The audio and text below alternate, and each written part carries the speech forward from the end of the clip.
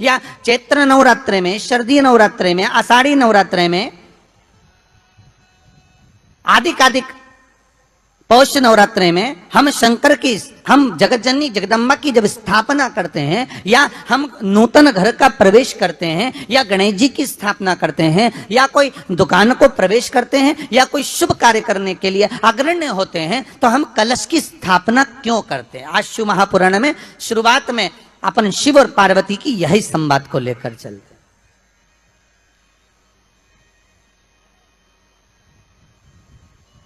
आखिर कलश में ऐसा क्या है? कलश के अंदर आखिर ऐसा क्या विराजमान है कि 33 कोटि देवता उस कलश के अंदर आकर बैठ जाते हैं महाराज?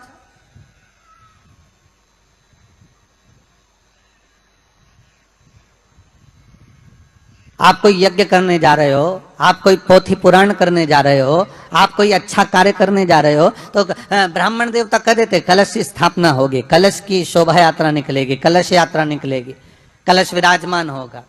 और आज हर की पौड़ी पर, प्रयागराज में, या उज्जैनी में, नासिक में जो बड़े बड़े कुंभ के मेले होते, कुंभ का मतलब भी तो कलश से होता है, उसकी महत्वता क्यों है? उस कुंभ की, उस घड़े की महत्वता कहां से प्रकट हो गई? शिव महापुराण की कथा कहती है महाराज, भगवान औघड़दानी शंकर स्वयं आद्य शक्ति जगदम्बा से कहते हैं कि जगदम्बा तू क्या चाहती है बोल। तो जगत जननी जगदम्बा कहती है कि जहां मैं हूं वहां शंकर है, ये आपने कह दिया, पर जहां शंकर है वहां पार्वती का होना जरूरी है। उसके लिए सिद्ध करने के लिए एक स्थान ऐसा बनाया जाए जहां पर शंकर विराजमान है और शंकर के साथ पार्वती विराजमान है। तो शिव जी ने कहा, पार्वती उसके लिए मैं तुझे एक सुंदर कलश का निर्माण कर देता हूं। दुनिया का रचनाकार, दुनिया की रचना करने वाले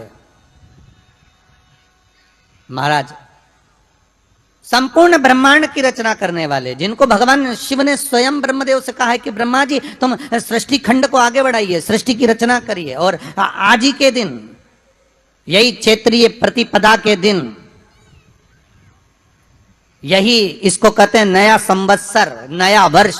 हिंदू धर्म में क्यों कहा जाता है? आज ही के दिन ब्रह्मा जी ने महाराज सृष्टि की रचना करना प्रारंभ करा था। आज ही के दिन भगवान शिव और ब्रह्मा का संवाद हुआ था। सीधे भगवान शंकर ब्रह्मदेव के पास जाकर बोले थे, हे ब्रह्मदेव आप सृष्टि की रचना करिए। तो ब्रह्मा जी ने पूछा था, सारे नक्षत्र आपने बनाए, सारे दिन आपने बनाए, सारी घड़ियां आपने बनाई, सारा पल आपने बनाया, मनुष्य की श्वास गिनती, काउंटिंग, अर्थात मनुष्य के शरीर की रोमावली, ये सब आपने निश्चित करी है। शंकर भगवान के हम तो उलझ बढ़ देखे। कभी कभी अगर पति बोल दे पत्नी को तो क्यों चिंता करती है, मैं बैठा तो हूं, अरे एक अंगूठी क्या मैं तुझे 10 अंगूठी दिला दूंगा। तो पत्नी हमेशा याद करके वही बोलती है, करवा चौथ का चांद बाद में देखती है, बोले अंगूठी की बोलती है, क्यों जी वो आपने बोला था तो वो कहा है। अब पार्वती मैया तो मौन।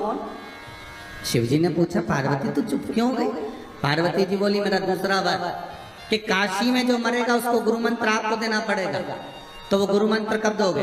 शंकर भगवान ने कहा, ऐसा कोई होता है कि संसारिक मनुष्य को, मानव को, ये मनुष्य को और गुरु मंत्र में, इस संसार के मनो को गुरु मंत्र में प्रदान करो, ये हो सकता है क्या? नहीं नहीं नहीं, मंत्र तो आपको देना ही पड़ेगा, मंत्र तो आपको देना ही, ठीक है। पर पार्वती, संसार के लोगों को अगर मैं गुरु मंत्र दूंगा तो उसमें श्रेष्ठता रहेगी क्या? पार्वती जी बोली, क्यों नहीं रहेगी, आप तो मंत्र दीजिए बस। भगवान शिव ने वचन दे दिया, ठीक है तू बता, मैं गुरु मंत्र देने को तैयार हूं, मैं गुरु मंत्र दे देता हूं। क्या करना है? पार्वती जी ने कहा, आप एक काम करना, मरने वाले के सीधे कान में गुरु मंत्र दे देना, और सीधे कान में गुरु मंत्र देकर और उस कान को बस मोड़ देना, आप मंत्र देना और कान को मोड़ देना। मैं समझ जाऊंगी कि आपने मंत्र दे दिया, शिव जी ने कहा वचन दे दिया, ठीक है। तो इसलिए आज भी नियम है महाराज, दुनिया के लोगों का आज भी भाव ये वर्णन करता है कि काशी में मरने वाले का सीधा कान अपने आप टेढ़ा हो जाता है। आज भी लोग भाव में कह देते हैं कि काशी अभिमुक्त नगरी, काशी मोक्ष नगरी है। और कितने किस्मत वाले हो भाई आप लोग, हो पांडेतारा वालों। आपके यहाँ से तो काशी लगभग कितना होगा, 130 किलोमीटर के लगभग होना चाहिए, 130 किलोमीटर। कितने भाग्यशाली हो। शास्त्र कहता है काशी काशी काशी काशी 5 बार बोल ले जीव तो ही गंगा मैया का दर्शन हो जाता है? अभिमुक्तता प्राप्त हो जाती है। सहज थोड़ी ना काशी। तो पार्वती जी की आंख में आज अश्रु देखे। जब पार्वती जी की आंख में अश्रु देखे तो शिव जी ने पूछा बात क्या है, तुम बोलो आज पार्वती क्या हो क्या गया। पार्वती जी बोली बस बात इतनी सी है कि आप बोल रहे हो, मैंने कहा कि जहां मैं हूं वहां शंकर है, तो बिल्कुल पक्का, पर आप कह रहे हो जहां शंकर है वहां पार्वती नहीं है।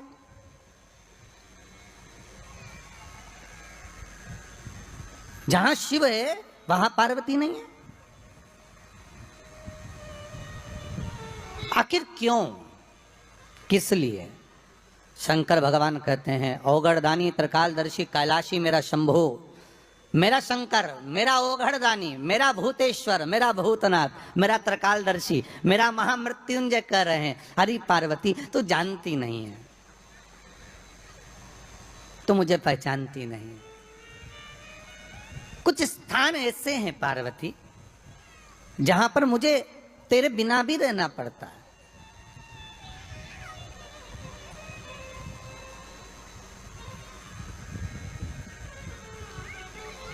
पार्वती जी ने हाथ जोड़कर निवेदन करा, प्रभु कोई एक स्थान ऐसा बता दो जहां शंकर हो और शंकर के साथ आद्य शक्ति पार्वती भी हो। जैसे आप कह रहे हो कि जहां पार्वती रहेगी वहां शिव रहेगा, पर जहां शिव है वहां पार्वती हो, तो कुछ एक स्थान ऐसा बताओ, वो स्थान हमको दे दीजिए। शंकर भगवान ने कहा वो स्थान है कुंभ, कलश। कौन सा स्थान? जम के बोलिए, कलश। कलश देखा है आप लोगों ने? कुंभ कलश।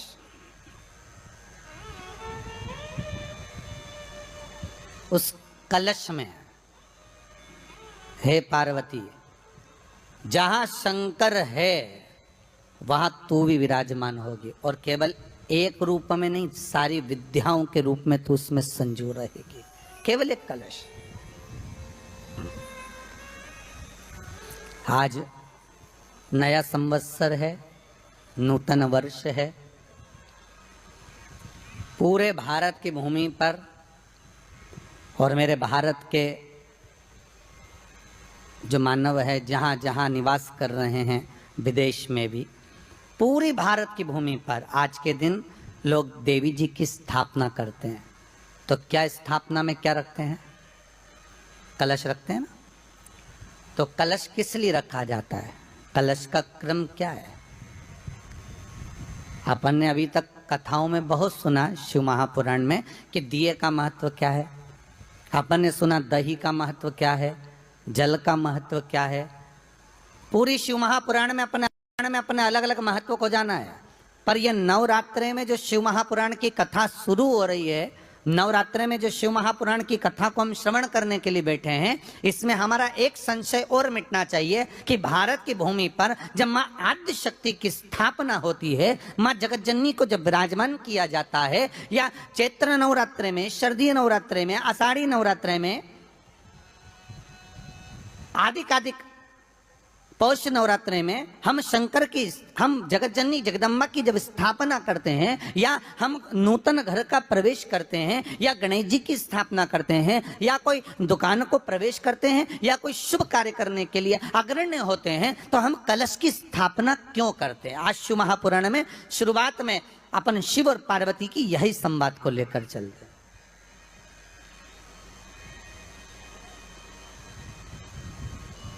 आखिर कलश में ऐसा क्या है,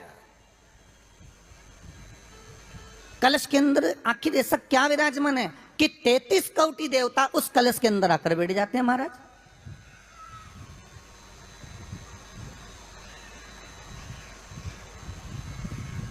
आप कोई यज्ञ करने जा रहे हो, आप कोई पोथी पुराण करने जा रहे हो, आप कोई अच्छा कार्य करने जा रहे हो, तो ब्राह्मण देवता कह देते कलश की स्थापना होगी, कलश की शोभा यात्रा निकलेगी, कलश यात्रा निकलेगी, कलश विराजमान होगा।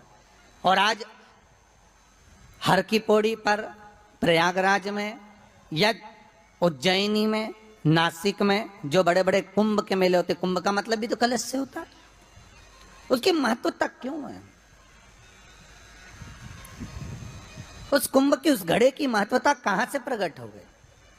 शिव महापुराण की कथा कहती है महाराज, भगवान औघड़दानी शंकर स्वयं आद्य शक्ति जगदम्बा से कहते हैं कि जगदम्बा तू क्या चाहती है बोल। तो जगत जननी जगदम्बा कहती है कि जहां मैं हूं वहां शंकर है, ये आपने कह दिया, पर जहां शंकर है वहां पार्वती का होना जरूरी है। उसके लिए सिद्ध करने के लिए एक स्थान ऐसा बनाया जाए जहां पर शंकर विराजमान है और शंकर के साथ पार्वती विराजमान है। तो शिव जी ने कहा पार्वती, उसके लिए मैं तुझे एक सुंदर कलश का निर्माण कर देता हूं। दुनिया का रचनाकार, दुनिया की रचना करने वाले महाराज, संपूर्ण ब्रह्मांड की रचना करने वाले, जिनको भगवान शिव ने स्वयं ब्रह्मदेव से कहा है कि ब्रह्मा जी तुम सृष्टि खंड को आगे बढ़ाइए, सृष्टि की रचना करिए। और आज ही के दिन, यही क्षेत्रीय प्रतिपदा के दिन, यही इसको कहते हैं नया संवत्सर, नया वर्ष। हिंदू धर्म में क्यों कहा जाता है? आज ही के दिन ब्रह्मा जी ने महाराज सृष्टि की रचना करना प्रारंभ करा था। आज ही के दिन भगवान शिव और ब्रह्मा का संवाद हुआ था। सीधे भगवान शंकर ब्रह्मदेव के पास जाकर बोले थे, हे ब्रह्मदेव आप सृष्टि की रचना करिए। तो ब्रह्मा जी ने पूछा था, सारे नक्षत्र आपने बनाए, सारे दिन आपने बनाए, सारी घड़ियां आपने बनाई, सारा पल आपने बनाया, मनुष्य की श्वास गिनती, काउंटिंग, अर्थात मनुष्य के शरीर की रोमावली, ये सब आपने निश्चित करी है।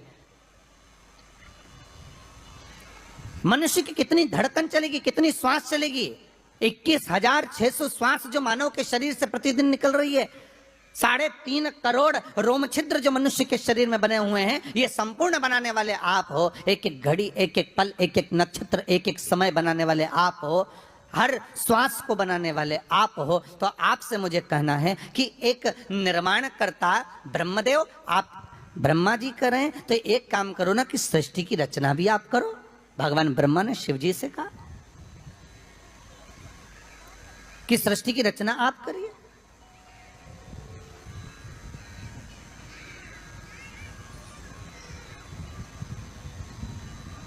महाराज भगवान औघड़दानी त्रिकालदर्शी शंभु कहते हैं, मेरा कैलाशी मेरा शिव कहता है, नहीं नहीं नहीं, नहीं। ब्रह्मदेव सृष्टि की रचना करने को तो हम कर दें, मना नहीं है, पर भगवान विष्णु की नाभि से आप प्रकट हुए हो। भगवान शेषनाग की सैया पर शयन कर रहे हैं, और भगवान जब शेषनाग की सैया पर शयन कर रहे हैं, उस शेषनाग की सैया से सोते हुए भगवान ने अपने नाभि कोश से आपको प्रकट करा है कमल के पुष्प के ऊपर। और आप भगवान की अंतः नाभि में, ब्रह्मदेव ना जाने हजारों वर्ष तक आप नाभि में प्रवेश करते गए, हजारों वर्ष तक आप नाभि के अंदर जाकर साधना करते रहे, और साधना करने के बाद भी आपको यह पता ना चल पाया कि आपका प्रागट्य बिंदु क्या रहा। ब्रह्मदेव सृष्टि की रचना आप करिए।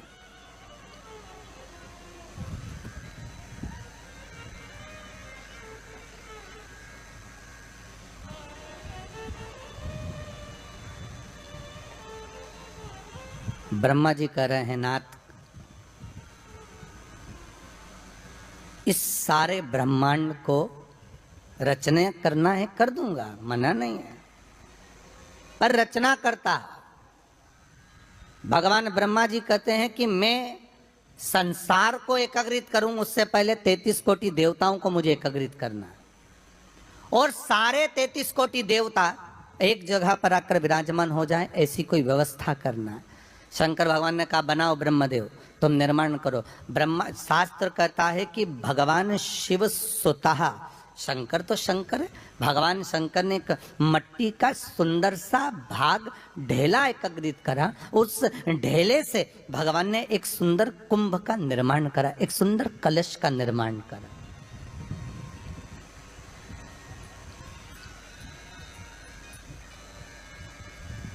देखिए कितनी सुंदर कथा है। अगर आप लिंग पुराण में इस कथा को निकालोगे तो एक आनंद की अनुभूति और होगी। अगर किसी के मन में संशय हो कि यह कथा कहाँ से ली गई है, तो लिंग पुराण में से आप इसको निकालिए। उसमें वर्णन किया गया कि सफेद मट्टी का शिवलिंग, लाल मट्टी का शिवलिंग, पीली मट्टी का शिवलिंग, काली मट्टी का शिवलिंग, उस शिवलिंग के निर्माण के पहले जब भगवान का पूजन करने के लिए पात्र की जरूरत पड़ी, तो उस पात्र का निर्माण किसने करवाया था? और सबसे पहला पात्र निर्मित, सबसे पहला पात्र का निर्माण ये तांबा, सोना, चांदी, पीतल, इनके पात्र तो बाद में बने साहब। सबसे पहला पात्र बना ही काय का था? जम के बोलिए जरा, काय का बना था? सबसे पहला पात्र था ये मिट्टी का। आज भी हिंदू धर्म में भले तुम्हारे घर में सोने के कलश हो, भले चांदी के कलश हो, भले तुम्हारे घर में पीतल और तांबे के पात्र रखे हों, पर आज भी अगर ब्राह्मण कहेंगे कि हमें कोई यज्ञ करना है, अनुष्ठान करना है, हमें ये स्थापना करना है, तो ब्राह्मण एक ही बात कहेंगे कि तांबा, पीतल, चांदी के हमें पात्र नहीं चाहिए। ब्राह्मण कहेगा मैं मिट्टी के कलश ला कर रखो।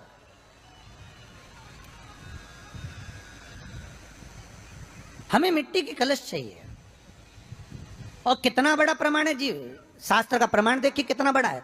आप किसी दूसरे घर में जा रहे हो, आप अपना घर छोड़कर और दूसरे मकान में जा रहे हो, और आपको लगा कि मैं इस घर में अब 15-20 दिन नहीं आऊंगा, 1 महीना नहीं आऊंगा, तो शिव महापुराण की कथा कितना सुंदर कहती है कि अगर आप जा रहे हो और आपको ऐसा भय लगता है कि इस मकान में कोई दूसरी प्रवेश ना करे, कोई दूसरा जीव ना आ जाए, इस मकान में कोई अंतरात्मा ना आए, इस मकान पर कोई टोना ना करे, इस मकान में कोई टोटका ना करे, इस मकान में कोई जादू ना करे, तो उसके लिए शिव महापुराण की लिंग पुराण वर्णन करती है कि मात्र एक मट्टी का कलश, उस मट्टी के कलश में एक महाराज थोड़ा सा धान भरकर, उसमें एक सिक्का, 1 रुपया उसके अंदर डालकर और एक बेलपत्र उसके अंदर डालकर, उसको उसके एक दिए से या प्लेट से या नारियल से उसको रखकर एक स्थान में ईशान के अंतर्गत उसको रखकर चले जाइए। उस मकान में ना तो कोई भीतर प्रवेश कर सकता है, उस मकान में ना कोई टोना कर सकता है, उस मकान में ना कोई टोटका कर सकता है, उस मकान में ना किसी की नजर लगती है। और वो पात्र कोई दूसरा नहीं होना, वो पात्र होना चाहिए मट्टी का कलश। मट्टी के कलश की बड़ी महत्वता है हमारे। अब तो थोड़ा सा महाराज हो गया कि लोग हम मट्टी का कलश अगर तुम दोगे भी तो ब्राह्मण क्या काम में लेगा, तो ब्राह्मण जन कह देते हैं थोड़ा तांबे के 4 कलश लेकर आइए हो, तुम जरा स्टील के 5 कलश लेकर आइए, आप तुम तांबे के या ये बर्तन लेकर आइए। पहले इसका प्रमाण नहीं था, पहले प्रमाण था केवल मट्टी का कलश। स्थापना जो थी वो मट्टी का कलश, विराजमानता थी मट्टी का कलश, जिसका निर्माण स्वयं भगवान शिव शंकर, भगवान शंभु, भगवान त्रिकालदर्शी कैलाशी स्वयं लिंग पुराण के अंतर्गत शास्त्र वर्णन करता है कि जिसमें सुंदर शिवलिंग की स्थापना करी गई, शिवलिंग का निर्माण करने के लिए भगवान ने। और स्कंद पुराण में भी आता है, यही बात शिव महापुराण में भी आती है। और आपको पहले भी कथा में कहा कि ब्राह्मण सफेद मट्टी का शिवलिंग बनाए, पहले भी कथा में कहा, आज फिर कह रहा है।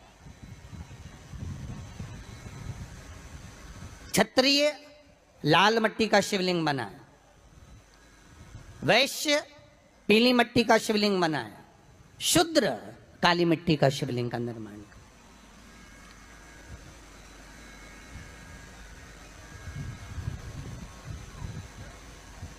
काली मट्टी का शिवलिंग का निर्माण कर।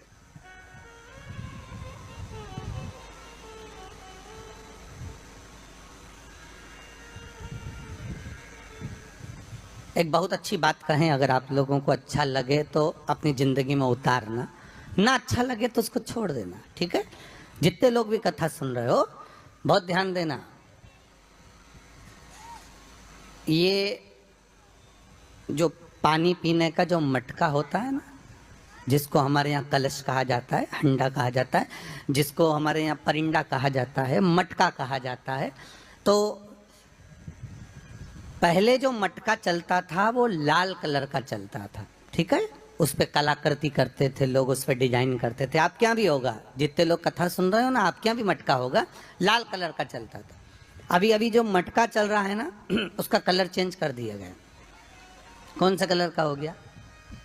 वो काले कलर का बेचने लगे।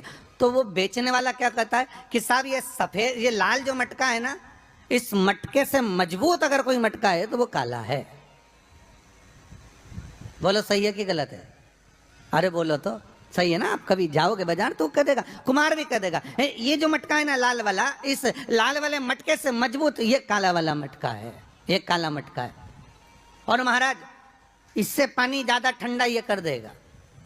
पर शिव महापुराण की कथा, लिंग पुराण की कथा कहती है, और अगर आपने बैसाख मास की कथा को श्रवण कराओ, बैसाख की एक कथा होती है, उसको अगर आपने श्रवण करा तो उसमें वर्णन आता है कि घर के अंदर जहां पर आप पानी पीते हो, जिस स्थान पर अन्नपूर्णा निवास करती है, जिस स्थान पर अन्नपूर्णा का वासा होता है, रसोई घर में जहां पर भोजन बनता है, उस स्थान पर काला मटका नहीं रखा जाता। काला हंडा, काला मटका उस स्थान पर नहीं रखते।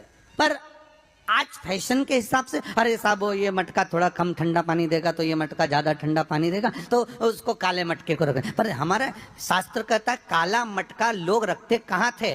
पहले जो शास्त्र रीति थी, उस काले मटके को रखते थे जब मकान बनता था, जब प्रॉपर्टी बनती थी, जब जमीन बनती थी, जब जायदाद बनती थी, संपदा बनती थी, तो उस स्थान पर उस काले मटके को केवल नजरोटे के लिए, केवल हाय के लिए, केवल नजर के लिए रखा जाता था।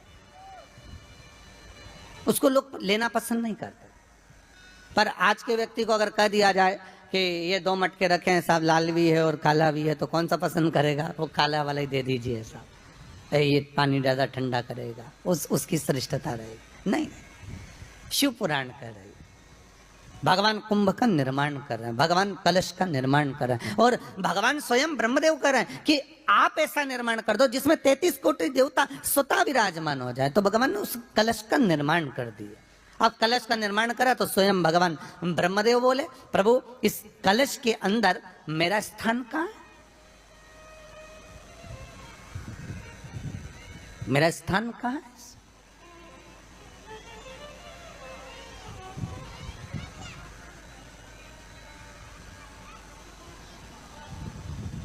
बहुत ध्यान देना महाराज।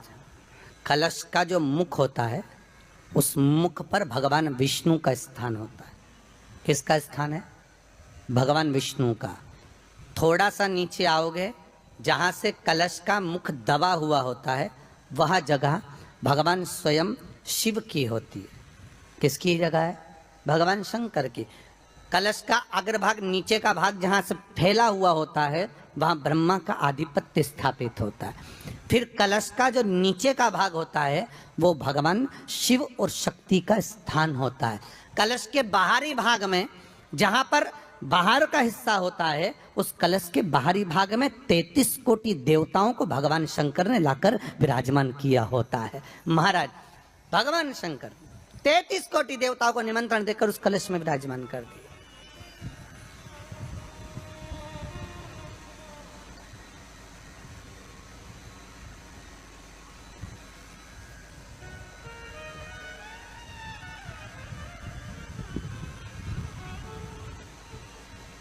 कितना सुंदर लिखा है देवी भागवत के अंदर कि जहां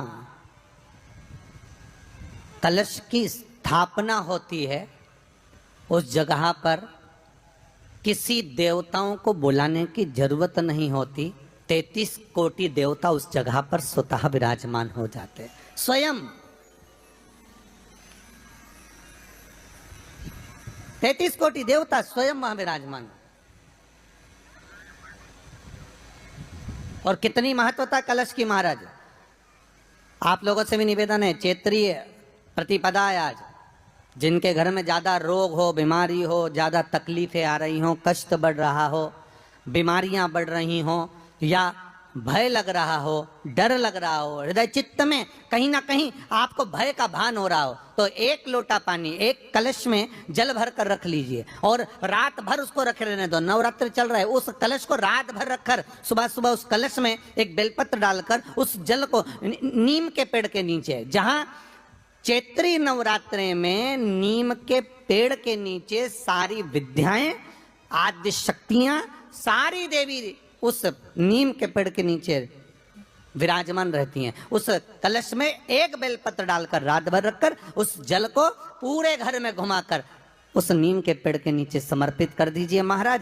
घर में भय लगना बंद हो जाएगा, कोई बड़ी बीमारी आपको घेरेगी नहीं और उस बीमारी से, उस रोग से आप मुक्त रहेंगे।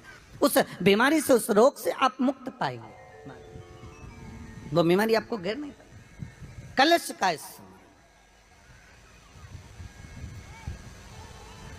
भगवान निर्मित कर दे, ये कलश मेरा प्रतिबिंब है। अब कलश मेरा प्रतिबिंब है ये तो कहा, पर भगवान शिव के पास में आकर स्वयं कामदेव की धर्म पत्नी रति रो पड़ी।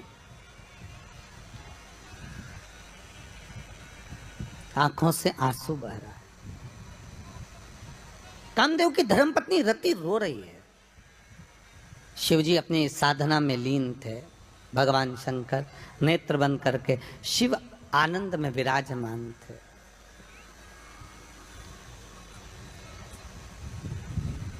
नेत्रबंद बाबा की कथा कह रही है। ओगड़दानी त्रिकालदर्शी कैलाशी शंभु के पास में उस समय पर कामदेव की धर्म पत्नी रति दिया, जिसके नयनों में जल भरा हुआ। शिवजी ने पूछा, बोलो रति, आप और यहां जब आपका पति जलकर भस्म हुआ तो हमने वर दिया था आपके पति को कि ये भगवान कृष्ण का पुत्र बनकर मिलेगा आपको। फिर क्यों आप यहाँ पर आई हो? क्या हो गया ऐसा? क्या चाहती हो आप? फिर आने का कारण क्या है आपका? किस लिए पधारी हो आप? महाराज, मेरा पति जो जलकर भस्म हुआ था, उसके भस्म होने पर मेरे ऊपर भी केस लगाया।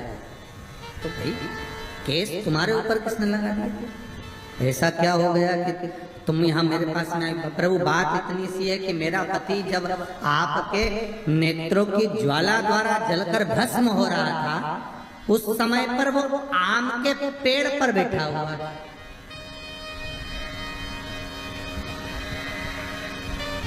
कौन से पल्लव थे? आम के पल्लव, आम के डालियों में, आम के पल्लव में मेरा पति छुपा हुआ था। तो फिर क्या चाहती है? भगवान से माँ रति कह रही है, दिक्कत केवल इतनी सी है कि मेरा पति जलकर भस्म हुआ, वो आपने वर दे दिया कि वो कृष्ण के पुत्र बनकर हमें मिल जाएंगे। वो हम मान रहे हैं, सब जानते हैं हम, ठीक है। पर दिक्कत इतनी सी है कि जिस आम के पेड़ पर मेरा पति बैठा हुआ था, उसके चक्कर में वो आम का पेड़ भी जला। तो वो आम का पेड़ जो जला, उसने मुझसे कहा है कि पति का तो उद्धार हो गया, पर हमारा उद्धार कैसे? अब देखिए, कई लोग कहते हैं, प्रश्न करने वाले पीछे नहीं हटते महाराज, बहुत प्रश्न करते हैं और प्रश्न कर कर पूछते हैं, गुरुजी ये कलश के ऊपर आम के पत्ते क्यों लगते हैं? उसका उत्तर है, ध्यान दीजिए। प्रश्न बहुत है तो उसके उत्तर भी बहुत है, बस उसको समझने वाला चाहिए। और आप लोगों को तो आज बहुत बहुत भगवान ने कृपा करी है, जो आप पहले दिन ही कलश स्थापना होती है और पहले दिन ही आपको ये ज्ञान हो जाए कि बच्चे पूछे कि कलश क्यों रखा जाता है, कलश के ऊपर आम के पत्ते क्यों लगाए जाते हैं, कलश के ऊपर नारियल क्यों रखा जाता है, कलश के ऊपर 9 बार मोली क्यों बांधी जाती है? मोली मतलब लच्छा नाड़ा 9 बार क्यों लपेटा जाता है नारियल के ऊपर, कलश के ऊपर जब रखते हैं?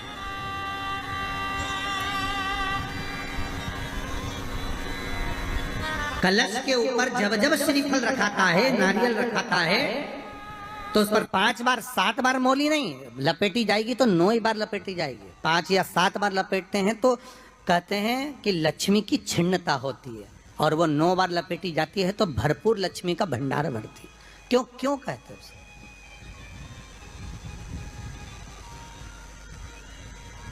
महाराज आम के पल्लव, तो मैं केवल आपसे इतना सा निवेदन करना चाहती हूँ, आपसे केवल इतना कहना चाहती हूँ कि प्रभु मेरे मन का संशय मिटा दीजिए, और जो आम का वृक्ष मेरे पति के साथ जलकर भस्म हुआ है उसकी विनती को आप स्वीकार कर लीजिए। आप उसके लिए भी कुछ कृपा कर दीजिए।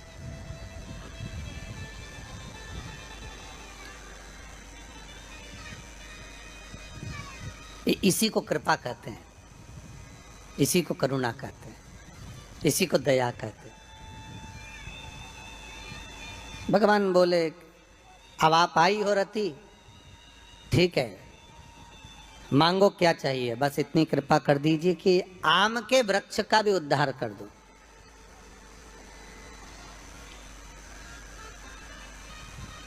शिव जी ने कहा हम वर प्रदान करते हैं रति, जहां शिव और शक्ति है, जहां 33 कोटि देवता इस कलश के अंदर विराजमान होंगे, उस जगह पर स्वयं कंठ पर जहां पर मेरा निवास होगा, उस जगह पर ये आम के पल्लव अमृत के तुल्य माने जाएंगे, और इनका निवास हमारे ही हाथ में, हमारे ही हस्त कमल में विराजमान होगा, हमारे ही हाथ में। शिव महापुराण की कथा कहती है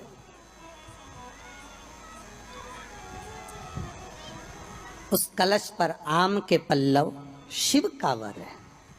किसका वर है ये? शंकर का।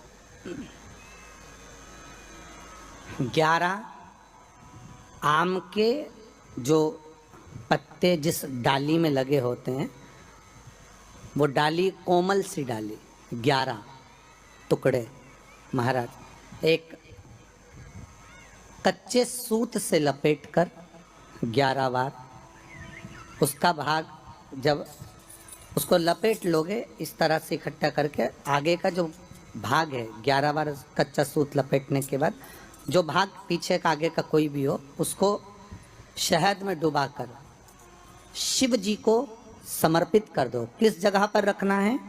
अशोक सुंदरी वाली जगह। अशोक सुंदरी की जगह जानते हो आप लोग, पहले भी आपको बताया है, आज फिर आपको वर्णन कर दें। जैसे ये गोल जलाधारी है, ये शिवलिंग रखा है, ये 2 जहां से पानी बह रहा है बाबा के चरणारविंद, राइट में श्री गणेश जी का स्थान, लेफ्ट में कार्तिकेय का स्थान, बीच में अशोक सुंदरी की जगह। शंकर भगवान की 6 लड़कियां हैं। भगवान शंकर के 13 बच्चे, 13 बच्चों में से 6 लड़कियां, उस 6 लड़कियों में से एक लड़की का स्थान, भगवान शंकर की एक बेटी का स्थान, अशोक सुंदरी का स्थान सामने पद्म पुराण में स्पष्ट किया।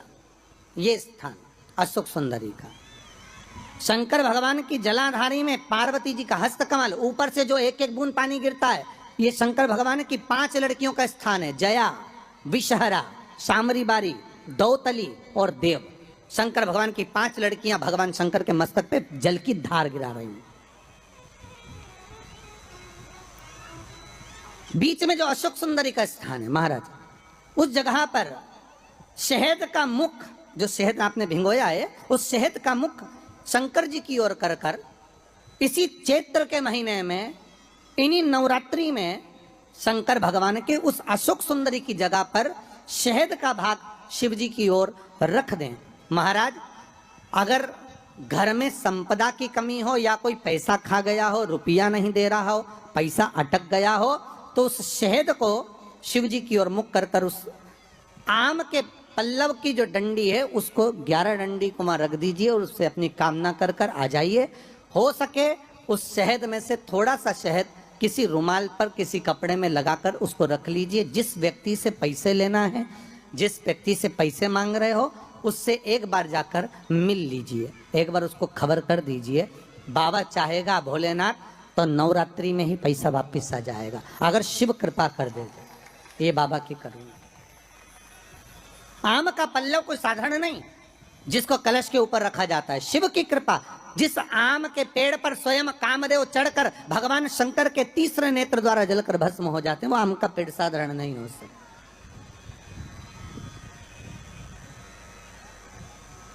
सहज नहीं है। और वैसे भी शिव शिव है महाराज। भोलेनाथ से निराला यहाँ कोई नहीं, भोलेनाथ से निराला यहाँ कोई नहीं, भोलेनाथ से निराला यहाँ कोई नहीं, भोलेनाथ से निराला यहाँ कोई नहीं, कोई नहीं रे यहाँ कोई नहीं, कोई नहीं रे यहाँ कोई नहीं, कोई नहीं रे यहाँ कोई नहीं, कोई नहीं रे यहाँ कोई नहीं, भोलेनाथ से निराला यहाँ कोई नहीं, भोलेनाथ से निराला यहाँ कोई नहीं। आओ।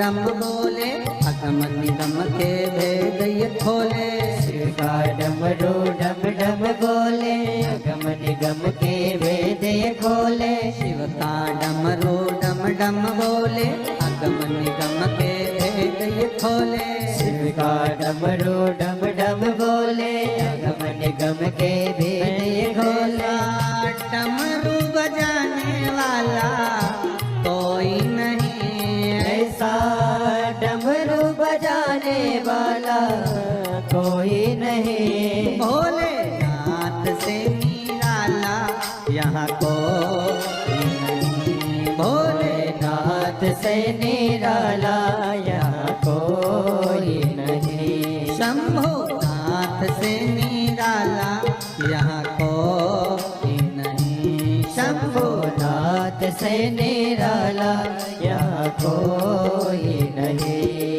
ऐसा कोई नहीं रे, ऐसा कोई नहीं, कोई नहीं रे यहाँ कोई नहीं, ओ कोई नहीं रे यहाँ कोई नहीं, कोई नहीं रे यहाँ कोई नहीं, भोले बाबा से निराला यहाँ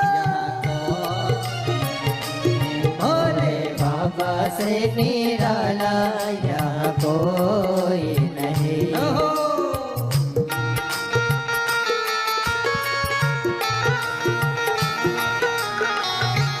हर भोले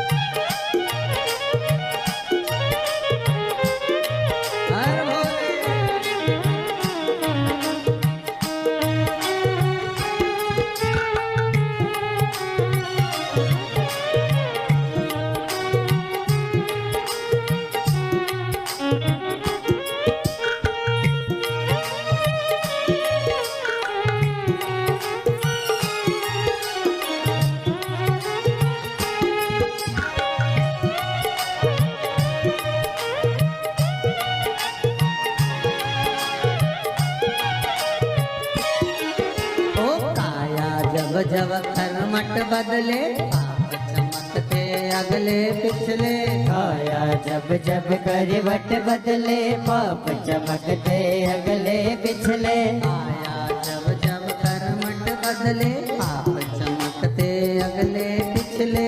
आया जब जब करवट बदले पाप चमकते अगले पिछले। ऐसा जोग जगाने वाला कोई नहीं, ऐसा जोग जगाने वाला कोई नहीं। ऐसा जोग जगाने वाला कोई नहीं, ऐसा जोग जगाने वाला कोई नहीं। भोला नाथ से निराला कोई नहीं, भोले नाथ से निराला यहाँ कोई नहीं। ओ कोई नहीं रे यहाँ कोई नहीं, कोई नहीं रे यहाँ कोई नहीं। ओ कोई नहीं रे यहाँ कोई नहीं, कोई नहीं रे यहाँ कोई नहीं। भोले बाबा से निराला यहाँ कोई नहीं, बाबा से निराला यहाँ कोई नहीं। भोला नाथ से निराला यहाँ कोई नहीं, भोले नाथ से निराला यहाँ कोई नहीं। हर हर महादेव है। आवाज नहीं आई, जरा दमदारी से बोलो। दोनों हाथ उठाकर दीन बंधु दयालु दया कीजिए। जो दोनों हाथ उठाकर हर हर महादेव नहीं बोले उसको उठा लीजिए। हर हर, आप कितने बढ़िया बोले। अच्छा आप भी हनुमान जैसे हो गए हो, जब तक आपको कोई जगाए नहीं तब तक तुम लंका जाओ नहीं। हालत तुम्हारी भी वैसी होता है। कभी कभी ऐसा भी होता है। एक व्यक्ति को एक टांगे वाला उसके पास में सुबह सुबह एक व्यक्ति ने रात को कह दिया कि भाई हमको रेलवे स्टेशन छोड़ देना। हाउ तुम्हारा टांगा लिया ना, टांगा भाई घोड़ा गाड़ी लिया ना, हाउ लिया ना। सुबह बेचारा नींद में था, व्यक्ति ने जगाया, घोड़ा गाड़ी लाओ टांगा लाओ टांगा लाओ। अब उसने जगाया और ये टांगा लाया, जल्दी जल्दी घोड़ी इसने लगाई, टांगा ले आया। अब टांगे में सवारी भी बैठ गई। अब वो टांगा थोड़ी दूर चले रुक जाए, और रुक जाए तो वो चलाने वाला नीचे उतरे, डांस करे, नाचे, फिर थोड़ा आगे बढ़े घोड़ी, फिर आगे बढ़े, फिर रुक जाए, फिर वो उतरे, फिर नाचे। सवारी ने कहा भैया हमको स्टेशन जाना है, हमारी ट्रेन छूट जाएगी, तो बार बार नाच क्यों रहा है, पागल हो गया है क्या? उसने कहा दिक्कत कुछ नहीं, दिक्कत इतनी सी है, हमारे पास में दो घोड़ी, ठीक है, एक टांगे की एक बारात की। बारात की जो घोड़ी है वो टांगे में आ गई है, जब तक इसके आगे नाचो नहीं तब तक ये आगे बढ़ हो जाता है। कभी कभी ऐसा भी होता है, तो जब तक बोलो नहीं तो हर हर महादेव लोग बोले नहीं।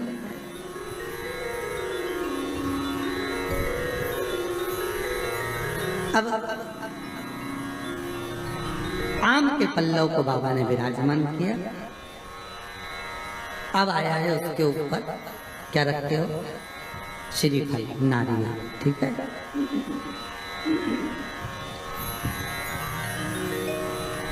नारियल कौन, अब उसका भी प्रसंग शिव महापुराण में, स्कंद पुराण में बड़ा सुंदर है, ठीक है। भगवान शंकर और पार्वती विराजमान है कैलाश पर्वत पर।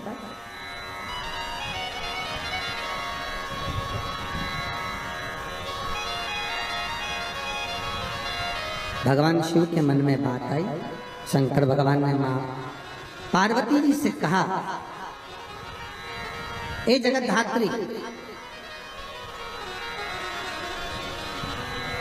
हाँ प्रभु बोलिए, सुनो।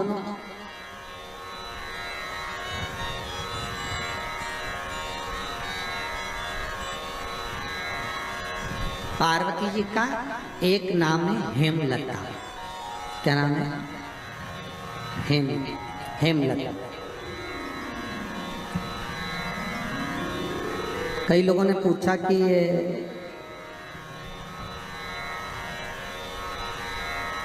जो पार्वती जी का हेमलती जो नाम है, नाम था हेमलती, अब उसको कर दिया हेमलता, है ना। तो ये माता पार्वती का हेमलती नाम किस जगह पर पड़ा? तो देवी भागवत में आता है कि जिस जगह पर शंकर भगवान ने पार्वती से एक बात कही कि हमारा मन है कि हम दोनों बालकों की परीक्षा लें, और पार्वती जी ने जब भगवान शिव से कहा कि बच्चों की परीक्षा क्यों लें, संतान अपनी है और इनकी परीक्षा हम क्यों लें, किस लिए?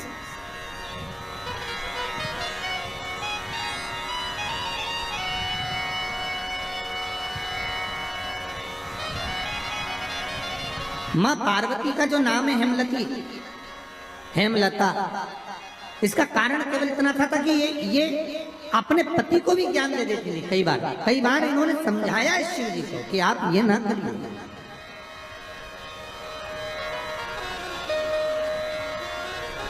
आप मत करो परीक्षा, मत करो, पर शिव तो शिव थे। बुला लिया कार्तिकेय को, गणेश जी को, और बुलाकर कहा, बुलाकर बोले, जो पृथ्वी की परिक्रमा पहले कर कर आएगा वो प्रथम गिनती में पूजा जाएगा, प्रथम भाग उसको पूज्य करते हैं। ठीक है, जाओ परिक्रमा कर कर आओ। अब गणेश जी महाराज बैठ गए चूहे पर, कार्तिकेय बैठ गए मोर पर। कार्तिकेय घर के बड़े थे, उनको ये बात भान में थी, उनको ये बात का ज्ञान था। तो कार्तिकेय जी ने कहा अगर माता पिता का कहना नहीं मानेंगे तो अच्छा नहीं लगेगा। तो कार्तिकेय जी तुरंत मोर पर चढ़कर और परिक्रमा करने निकल गए। अब गणेश जी तो चूहे को बुलाए, फिर चूहा भग गया, फिर पकड़ के लाए, फिर चूहा भग गया।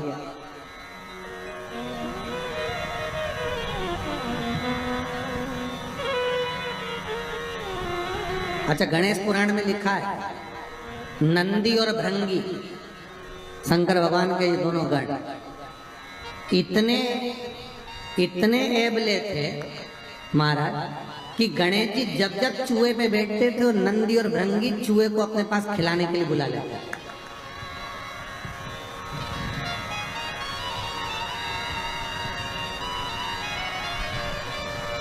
इनकी आदत थी दोनों की। अब जैसे ही परिक्रमा की बारी आई तो गणेश जी को, जैसे ही गणेश जी चूहे को बुलाए और नंदी भृंगी चूहे के सामने थोड़ा सा सामान डाले, चूहा बड़े तकलीफ।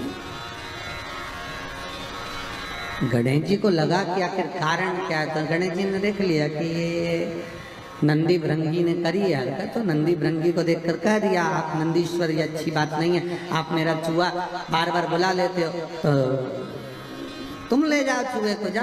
अब उन्होंने चूहे पर बैठ गए, बैठकर जैसे चले शंकर जी के पास में, तो शिव जी को प्रणाम कर कर कहा पिताजी परिक्रमा करने जा रहा हूं। शंकर बोले जा।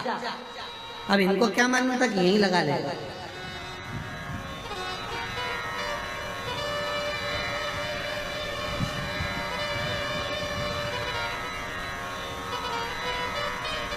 अब उनको क्या मालूम था कि यहीं लगा लेगा।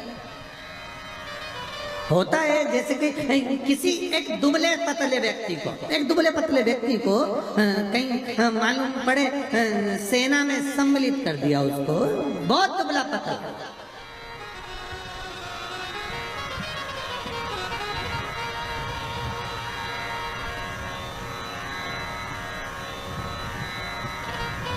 और उससे कहा जाए तो अफगानिस्तान की ओर से लड़ेगा, ले ये गोला बम का और ले जा। और उसने कहा मेरे में इतना जुनून है कि मैं पूरे देश को उड़ा दूंगा और अफगानिस्तान को जिता दूंगा। मालूम पड़े उसको भेज दिया और इतना बड़ा बम देके भेजा, और मालूम पड़े जैसे ये बॉर्डर पे पहुंचा और तेजी से हवा चल गई तो घूम गया, मालूम पड़े वही उठाकर अफगानिस्तान पर फेंक दिया। अब जिस सेना से लड़ रहा था उसी सेना को निपटा दिया। अब सोचने में सब पड़ गए कि क्यों रे तुझे लड़ने के लिए वहां भेजा था, बम फेंकना था वहां, तो क्या गलती मेरी थोड़ी ना, बम तो मैं वहीं के लिए लेकर गया था, पर हवा गलत चल गई, उसने उड़ाकर मुंह इधर कर दिया तो बम इधर चल गया। गणेश जी से पूछा कि तुमको भेजा था कि तुम पृथ्वी की परिक्रमा करने जाओ, तो तुम ये क्या कर रहे हो? गणेश जी बोले पिताजी शांत रहिए और परिक्रमा लगाने दीजिए। और परिक्रमा लगाई गणेश जी महाराज ने, एक नहीं 3, और 3 परिक्रमा लगा के सामने खड़े हो गए। पिताजी वर दीजिए। पिताजी ने पूछा काय का वर? पृथ्वी की परिक्रमा करके आया। शंकर भगवान बोले बता मेरे आजू बाजू घूम लिया और क्या पृथ्वी की परिक्रमा कर लिया।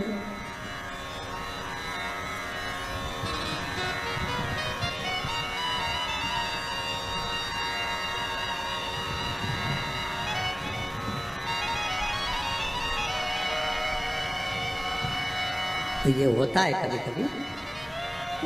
रामचरितमानस में केवट का चरित्र आता है ना, केवट ने राम जी को नाव में बिठाया, या घाट से लेके चले वह घाट पर जाए, वह घाट से वापस घुमा के ये घाट पे ले जाए, इस घाट से उस घाट पे ले जाए, उस घाट से इस घाट पे ले जाए, बड़ा बार बार घुमा दिया वो नाव को।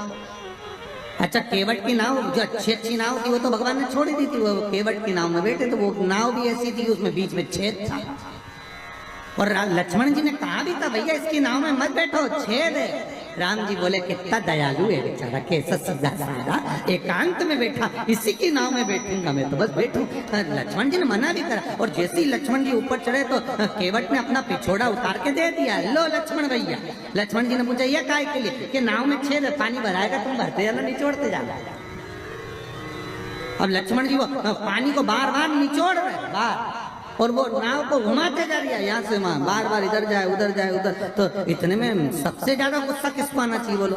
लक्ष्मण को आना चाहिए कि बता हम तो निचोड़ के मर जाए। लक्ष्मण जी को जो क्रोध आया तो न राम जी को देखा, और राम जी लक्ष्मण जी की बात को जान गए, तो राम जी लक्ष्मण जी की बात को जानकर उन्होंने केवट से कहा केवट जी प्रभु ये घाट से वो घाट से ये घाट 10 चक्कर लगा दिए, हम थक गए, पार क्यों नहीं उतारता? केवट बोला वाह प्रभु तुम 10 चक्कर में थक गए, हमें 84 के चक्कर में पड़ो, हम नहीं थके। राम जी बोले बहुत बेकार है, इससे मुंह मिलाना ही बेकार। राम जी नीचे बैठ गए। राम जी ने लक्ष्मण को इशारे में बोला तू बोल, और लक्ष्मण जी उठ के खड़े हो गए, धनुष को बाण लेकर रुक जाता, अभी तेरे प्राणों को हरता हूं, अभी प्राणों को हरता हूं तेरे। क्या समझता है तू? परेशान कर रखा है, पार क्यों नहीं करता? इतने में केवट बोले ए भैया लक्ष्मण क्रोध तो दिखाना मत, और ये समझना मत कि हम तुम्हें पहचानते नहीं है, तुम पूर्व में शेषनाग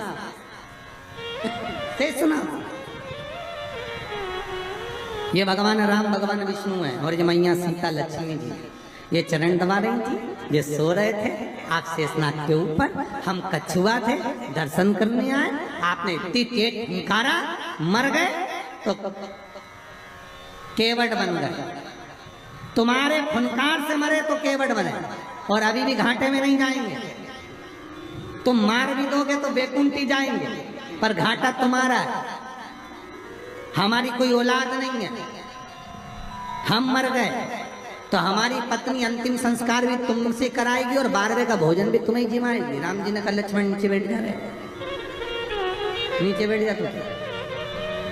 तब माता सीता ने कहा लक्ष्मण भैया केवट भैया पार उतारो, तब पार उतार। तो यहाँ कोई प्रसंग है, अब परिक्रमा लगा कर आकर खड़े होकर के आशीर्वाद दे दो, तो पूछा आशीर्वाद क्यों?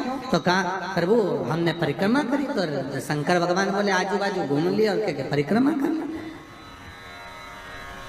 इसको कोई परिक्रमा करते हैं। गणेश जी बोले और नहीं तो माता पिता में आकाश, माता पिता में पाताल, माता पिता में पृथ्वी, साप तो माता पिता में ही और सब माता पिता में, इसलिए आपकी लगा ली सबकी हो गई। शंकर जी खुश हो गए, शंकर जी ने आशीर्वाद दे दिया। अच्छा बच्चों पर माँ बहुत देर में खुश होती है, पर पिता तुरंत पर्स खोल के 500 का नोट दे देता, जा माता और पिता में अंतर है। मम्मी पहले पूछेगी काय के पैसे चाहिए, ट्यूशन के, तो ट्यूशन के पैसे मैं दे दूंगी। पहले ट्यूशन वाली मिस का फोन तो आने दे मैडम का। मम्मी तू बार बार बस फोन का इंतजार कर दे। मैडम मेड से बोली पैसे लेके आना मत दे, पापा के पास दे। पापा हाँ बेटा 500 रुपये चाहिए खाई के लिए, मैडम ने मंगा ये। मम्मी भी माथा को जा रहे 50 बार बोल दिया इसको पैसे मत दिया करो, बच्चा बिगड़ जाएगा, पहले मुझसे तो पूछा करो। इतने में पति पत्नी से बोला अरे यो जगदम्बा कितनी बात पूछो तुझसे, तू शांति रख, मैंने दे दिया ना 500, देख लेंगे जो होगा। तो शंकर भगवान ने तुरंत वर दे दिया, प्रथम गिनती में तुम गिने जाओगे तथास्तु। पार्वती जी को तो मालूम ही नहीं पड़ा कि कब वर देते, नहीं तो पार्वती जी तो खड़ी हो जाए। अब आ गए कार्तिक। कार्तिकेय ने आकर कहा दंडवत करता हूं पिताजी, प्रणाम। हम तुम्हें देवताओं की सेना के सेनापति बनाते हैं। कार्तिकेय की आंख से अश्रु बहे। देवताओं की सेना के सेनापति? क्या मैं प्रथम गिनती में नहीं आऊंगा? नहीं। क्यों? गणेश जी ने प्रथम गिनती में आ गए। गणेश जी ने परिक्रमा कर ली। किसकी करी? हमारी। पिताजी आपने कहा था पृथ्वी की परिक्रमा कर कर जो आएगा प्रथम गिनती में गिना जाएगा, तो पहली परिक्रमा पृथ्वी की तो मैंने करी, फिर गणेश ने नहीं। पार्वती जी उड़ गई। क्या बात है कार्तिकेय? कार्तिकेय ने कहा माँ पिताजी ने गलत निर्णय दे दिया। क्या गलत निर्णय दिया? गणेश जी को प्रथम गिनती में दे दिया और मैं परिक्रमा कर कर आया। सारी बात मालूम पड़ गई कि गणेश जी ने चूहे पर बैठकर शंकर पार्वती की परिक्रमा करी, ये हुआ वो हुआ, सब मालूम पड़ गया। पार्वती मैया की आंख में से आंसू बहने लगा। पार्वती उठकर खड़ी होकर शंकर भगवान से बोली प्रभु बहुत भोले हुआ, इसलिए आपका नाम भोला शंकर है। बहुत भोले। एक बेटे को भेज दिया पृथ्वी की परिक्रमा करने, और दूसरे बेटे ने आपकी परिक्रमा करी और आपने उसे वर प्रदान कर दिया। इतने भोले।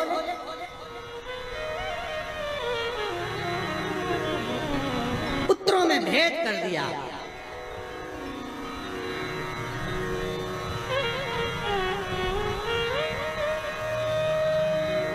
पिता भले कह देता है, बाप कह देता है मेरा बड़ा बेटा थोड़ा समझदार है, मेरा छोटा बेटा ऐसा है, मेरा मंझला बेटा ऐसा है। पिता कह देगा, पर माँ हमेशा कह देगी नहीं नहीं, मैंने बराबर का दूध पिलाया है। मेरे 4 बेटे, 5 बेटे, 6 बेटे, 7 बेटे, 3 बेटे, 2 बेटे, मेरे सब बराबर। ये माता का शब्द।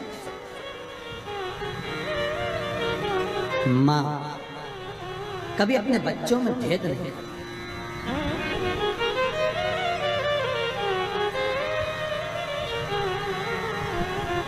पूत कपूत सुने हैं परना, माता सुनी कुमाता।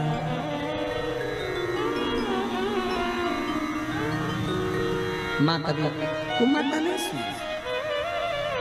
पूत कपूत हो सकता है पर माँ माँ है। जगत जननी मां पार्वती खड़ी हो गई और इस कथा से बहुत सीखने को मिलता है। शिव महापुराण का ये चरित्र बहुत सिखाने का लिए है कि माता पिता की दृष्टि में कभी बच्चों के प्रति भेद न करना। कभी मत कहना माँ से निवेदन है कि मेरा बड़ा बेटा अच्छा कि छोटा अच्छा, मंजला अच्छा कि संजला अच्छा, कभी मत कहना। क्यों? क्योंकि गेंद कभी भी किसी भी पाले में जा सकती है और किसी भी बहू से पाला पड़ सकता है। आप कभी मत करो। आपके 4-5 बच्चे हैं, आप हमेशा अच्छा बोलो मेरे बच्चे सब बढ़िया, बड़ा बेटा बहुत बढ़िया, बड़ी बहू बहुत बढ़िया, छोटी बहू बहुत बढ़िया, उससे छोटी बहुत बढ़िया, उससे छोटी बहुत बढ़िया। क्यों? अपने को करना क्या, जिस बहू के यहाँ जाओ रबड़ी खाओ वापिस आ जाओ। हमन बुरा भला करना।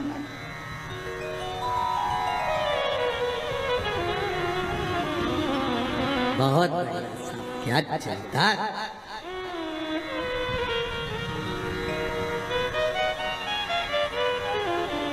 बहुत जोरदार था, बहुत। मेरी बड़ी बहू बहुत बढ़िया, क्या जोरदार कपड़े सिलती है, क्या जोरदार दाल बघारती है। छोटी बहुत बढ़िया बच्चों को पढ़ाती है, इतनी बढ़िया पढ़ाने में, सब बच्चों को लेके बैठ जाती, पढ़ा लेती है। उससे छोटी क्या मांडना मांडती, क्या कपड़े सिलती, उससे छोटी वो भी बहुत जोरदार भोजन पकवान बनाती। जब माँ तारीफ करे तो उसके लिए सब बराबर, सब। जैसे शंकर भगवान कहाँ रहते हैं? जम के बोलिए शमशान। शमशान शिव जी का धाम, जहाँ पर सबकी शान सम है, उसी का नाम शमशान है। शमशान में जो जाता है वो रात का ढेर बन जाता है, रात का।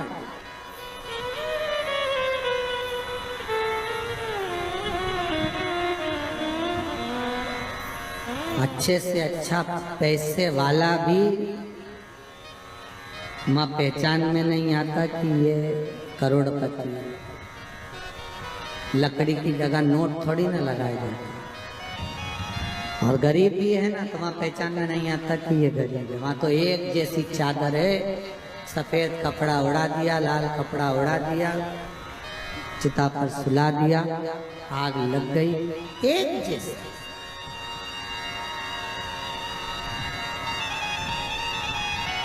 कपड़े में भले चमक ना हो, पर चेहरे की चमक बता देती है कि ये कौन है।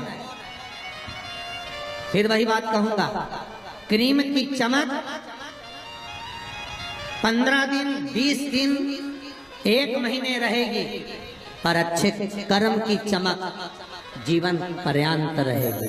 आपका कर्म हमेशा चमकता रहेगा। आप अच्छे कर्म करते रहिए, दान पुण्य सत्कर्म भजन कीर्तन स्मरण, ये श्वास चली ना चली, अंतिम श्वास कौन सी है किसको मालूम?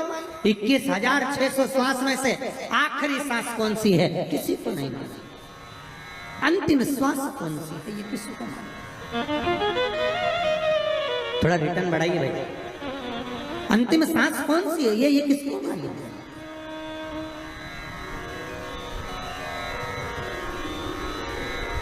किसने देखी कि आखिरी श्वास कौन सी है हमारी? बस श्वास श्वास में राम कहो और वृथा जन्म मत खोए, ना जाने इस श्वास का फिर आवन होए ना हो। 21,600 श्वास जो मनुष्य के शरीर से प्रतिदिन निकल रही है, हर श्वास को ऐसे भजना भगवान का नाम कि अंतिम कौन सी हो। दान पुण्य संकीर्तन स्मरण अपने हाथों से कर लिया।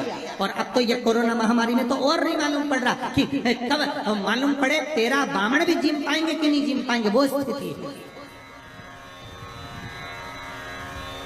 कई भक्तों के फोन आते हैं, गुरुजी वो कोरोना महामारी में वो शांत हो गए, अब ब्राह्मण कैसे जी में? वो आने को तैयार नहीं, ब्राह्मण आएंगे नहीं। हमने भी कहा मत बुलाओ, नहीं आएगा तो, क्योंकि उस महामारी में कौन आएगा तुम्हारे? क्या करें? दान पुण्य स्मरण तक नहीं होगा।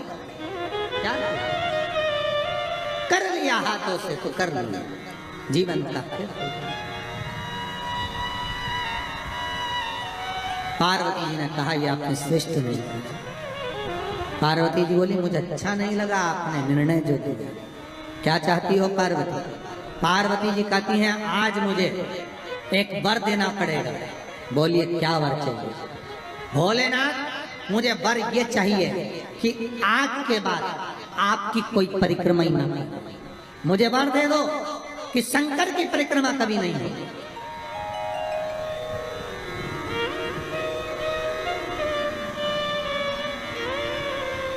शिव की परिक्रमा का विधान नहीं होगा। शंकर भगवान ने पार्वती को तथास्तु कह दिया।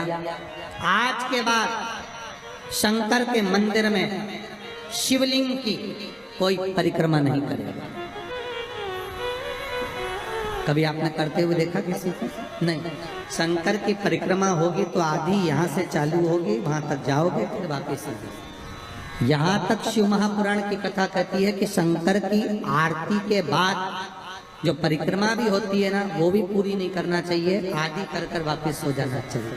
शिव की आरती के कई लोग शंकर जी की आरती उतारने के बाद जब परिक्रमा करते हैं ना, आरती की थाली लेकर चारों तरफ घूमते हैं, उसको भी आधा घूमो और आधे में वापिस।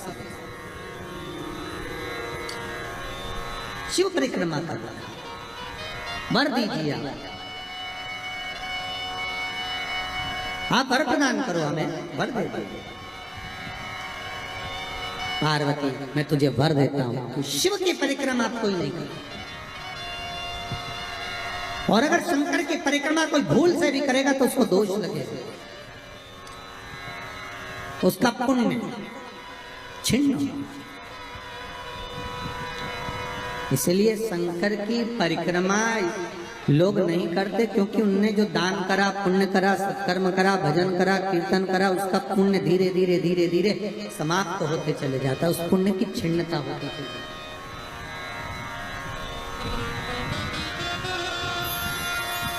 नहीं, पार्वती जी बोली प्रभु हम एक मेरा निवेदन स्वीकार करेंगे, बोलो क्या बात है। पार्वती जी बोलती हैं आपने गणेश जी को प्रथम पद दिया है, तो इस कार्तिकेय को भी प्रथम पद प्रदान करिए। शिव जी बोले ये नहीं हो सकता, क्योंकि प्रथम पद एक ही होता है, प्रथम पद केवल एक होगा और वो एक पद मैंने प्रदान कर दिया, अब मैं दूसरा पद कैसे दे सकता, मैं दूसरा पद कैसे प्रदान कर सकता, मैं दूसरा पद कैसे दे सकता। पार्वती एक काम हो सकता है, बोलिए प्रभु। मैं कार्तिकेय को कुछ ऐसा बना देता हूं कि जहां पर गणेश प्रथम पद में रहेगा तो ये कार्तिकेय भी प्रथम पद में पूजा जाएगा, बना दीजिए। भगवान शंकर ने कार्तिकेय को श्रीफल का निर्माण कर दिया, स्कंद पुराण का क्या बनाया है, श्रीफल, नारियल। ये नारियल किसका प्रतिबिंब है, तो कहा ये कार्तिकेय जी का प्रतिबिंब है। किसका प्रतिबिंब है, कार्तिकेय जी का। तो गणेश जी की पूजन जो कलश के रूप में होती है, तो उसके ऊपर जो श्रीफल रखाता है वो स्कंद देव है, कार्तिकेय है, वो स्कंद देव, वो कार्तिकेय।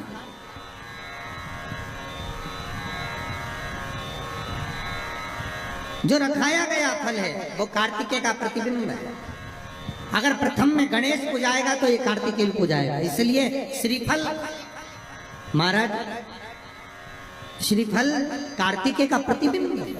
सारी 33 कोटि देवताओं की सेना का सेनापति कार्तिकेय सारे ग्रहों को शांत करने के लिए, कार्य को सिद्ध करने के लिए, कार्य की सफलता के लिए, व्यक्ति की मनोकामना पूर्ण करने के लिए कलश के ऊपर क्या रखा जाता है, जम के बोलिए, नारियल, श्रीफल रखा जाता है, जो कार्य की सफलता प्रदान।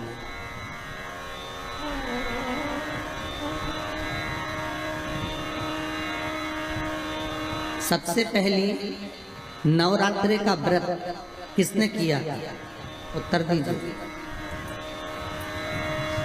सबसे पहला नवरात्रि का व्रत, नवरात्रि की उपासना सबसे पहले किसने करी थी, भगवान राम। अश्विन के नवरात्रि में भगवान राम ने 9 दिन तक कलश की स्थापना कर लंकाधिपति रावण को मारने के लिए मां जगत जननी की आराधना करी। भगवान राम ने मां जगत जननी की आराधना, मां जगदम्बा की आराधना। और कहते हैं मेरे राम ने प्रतिदिन मां आद्यशक्ति को निमंत्रण दिया और मां जगत जननी से विनती निवेदन कर कहा कि आपको प्रतिदिन आना पड़ेगा। इसलिए देवी भागवत में लिखा है कि नवरात्रि में एक दिन, जैसे प्रतिपदा है, पहला दिन है तो 1 कन्या का पूजन करो, द्वितीया है तो 2 कन्या का पूजन करो, तृतीया है तो 3 कन्या का पूजन करो, चतुर्थी है तो 4 कन्या का पूजन करो, पंचमी है 5 कन्या का पूजन करो, छठ है 6 कन्या का पूजन करो, सप्तमी है 7 कन्या का पूजन करो, अष्टमी है 8 कन्या का पूजन करो, नवमी है, जम के बोलो, 9 कन्याओं का पूजन करो।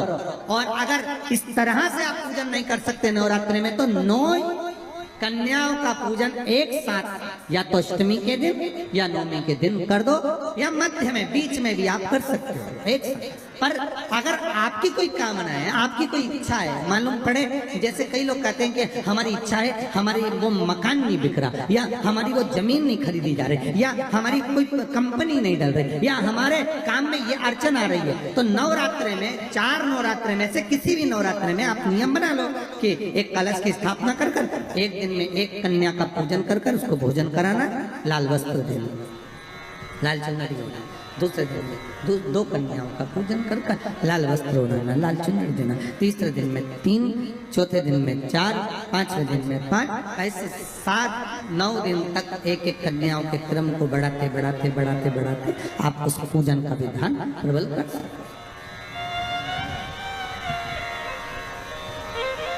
आज किसी का फोन था सुबह, तो कोई कह रहे थे कि हमें गुरुजी से बात कराओ, तो समीर जी ने बताया कि फोन आया था और वो बोल रहे थे कि हमें नवरात्रि में अगर मान लो कोई साधना करना हो तो कौन सी साधना करना चाहिए, हम किसकी आराधना करें, हम 9 दिन तक किसकी साधना करें। तो अगर बन सके तो देवी भागवत में सबसे सुंदर साधना यही है कि हम एक दिन में एक कन्या के चरण धोकर पूजन कर कर उस कन्या को भोजन कराकर उसका स्मरण करें। हाँ, ये जरूर है, अभी कोरोना महामारी चल रही है तो इस नवरात्रि में भले ना करें, पर आगे की नवरात्रि में जब नवरात्रि अच्छे रहें, कोरोना से मुक्त रहें, तब आप किसी कन्या को एक दिन में 1, 2 दिन में 2, 3 दिन में 3, 4 दिन में 4, 5 दिन में 5, ऐसे नवरात्रि 4 बार जो नवरात्रि आती है, किसी भी नवरात्रि में आप स्मरण कर उसका फल मिलेगा।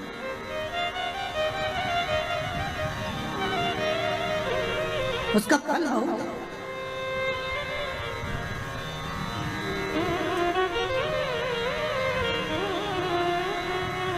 जैसे बेलपत्री का किया गया दान छिन्न नहीं माना गया। किस चीज का दान? जम के बोलिए जरा। बेलपत्री। बेलपत्री का किया गया दान छिन्न दान नहीं है, समाप्ति नहीं होती। बेलपत्री अगर आपने कोई आपसे कहा जी तुम्हारे यहाँ बेलपत्री लगी है, जरा 8-10 दे दोगी क्या? बिल्कुल। और उससे कहो बेलपत्र तू मत तोड़, हम तोड़ कर देते, और अपने हाथ से बेलपत्र निकाल कर उसको दो दान।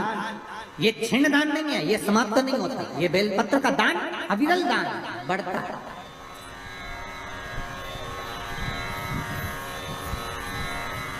सुख का भान करता है। ये छिन्न होने वाला नहीं अभी।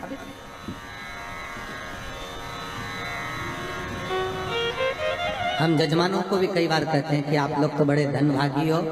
शिव महापुराण की कथा जैसे अभी इस परिवार में हो रही है, हम तो इनसे भी कहेंगे कि आपके पूर्वजों का कोई पुण्य होगा। साफ सारी पुराणे, सारे शास्त्र 7 पीढ़ी को तार देते हैं। शिव महापुराण के लिए स्कंद पुराण में कहा ये 71 पीढ़ी को तार देती है। 71 पीढ़ी तर जाती है मात्र एक बार शिव शंकर की कथा का स्मरण करने पर, शिव महापुराण को श्रवण करने पर 71 पीढ़ी।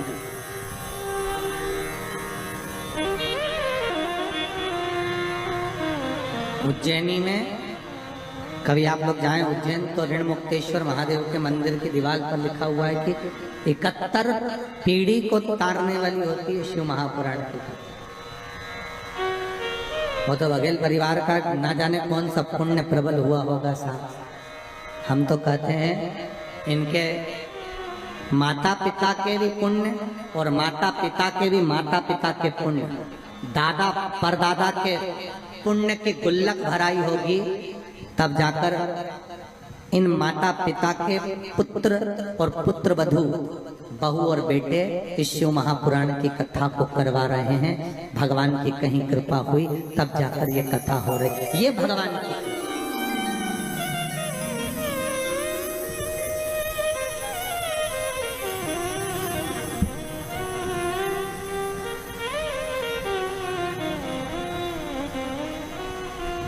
प्रभु की कृपा बिना नहीं हो सकती।